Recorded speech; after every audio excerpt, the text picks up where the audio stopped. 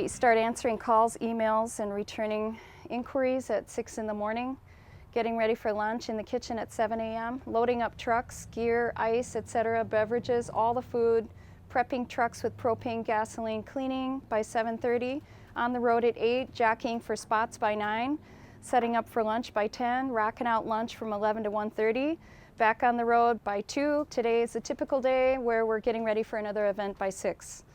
So sometimes on the weekends we have back-to-back events, 14-hour days in the summer, sometimes longer. It's busy. It's our high season right now. It's good.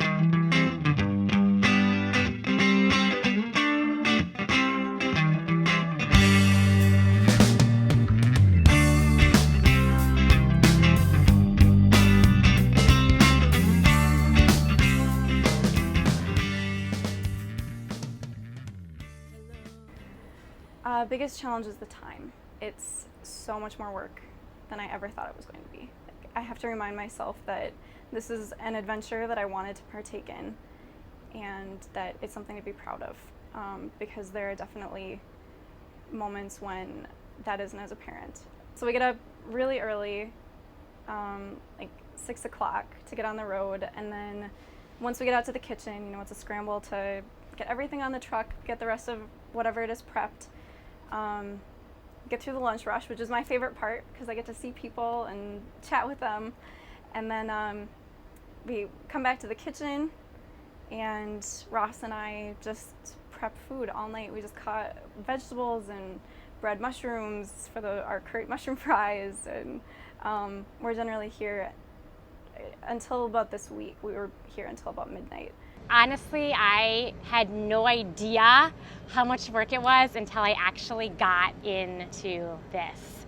So I think that's one of the biggest things, is it just takes so much work, and especially like doing it myself, I just feel like I work all the time. Most evenings I find myself wondering if I actually am capable of working this hard, and then when I do, it feels pretty extraordinary to know what it is that we as human beings are capable of.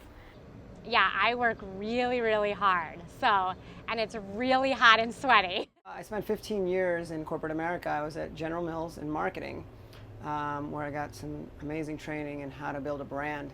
When I left General Mills last summer, the idea I had was to start my own food company, and specifically a modern Indian food brand. And then once I decided that the product I wanted to sell was going to be an Indian burrito or an Indorito, I decided that the best way to launch the brand would actually be with a food truck, because it felt, this Indorito idea felt kind of street foody, and it thought instead of just launching this brand directly into the grocery stores, doing it on the streets with a truck would be a great way to seed the brand, build the brand, and also get some real immediate feedback on the food.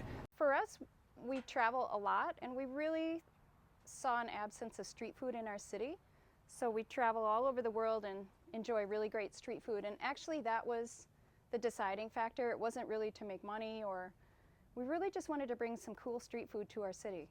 That was it. I like to cook, and maybe I've always had a secret dream of doing something in that industry. I mean, I really honestly don't know. I just remember, like, it kind of came into my head. I started doing research online about buying a food truck, how that works, what it's like to have a food truck. And then one day I just remember, instead of all the, I think about so many ideas, but I don't take action, I just bought a truck. And I was like, okay, now I've taken the action step, I'm doing it. No fear ahead. Or else I just thought I would never take the leap. We started because we didn't really like the place that we were working, and Ross's grandmother passed and left us with some startup money. So Ross was the one who really wanted to start a food truck. He loves to cook. And I put the stipulation on that since it's our own business, we were going to do it as ethically as possible. And so that's where the moral omnivore came in. Ross wanted to do kind of a little of everything, play with flavors, and I wanted to focus on the moral side of it. It's been really fun to see and fun to share our brand and our food with people. And I think being in a food truck, we have the advantage of being able to interact directly and immediately with our customers every day, and it's really fun having that interaction. I stand out in front of the truck taking orders and the money, so I really get to interact with the people and see that reaction when they take that first bite, and that has been really rewarding and I think gratifying for all of us. I mean, we have requests for caterings that I have trouble keeping up with the email, and I'm overwhelmed with how much people seem to be loving what it is that we're doing. Repeated guest pleasure and admiration of our food, to me, that's continued success daily. Just consistent food, making people happy, keeping that price point low, guest satisfaction, definitely. That's what helps us measure success.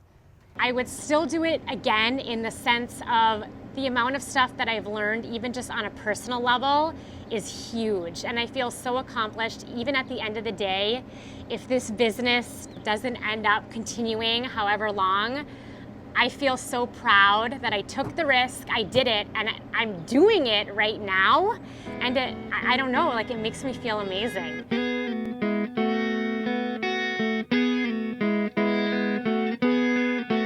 What am I gonna do? Well, make dinner, and that's it. Relax, shower.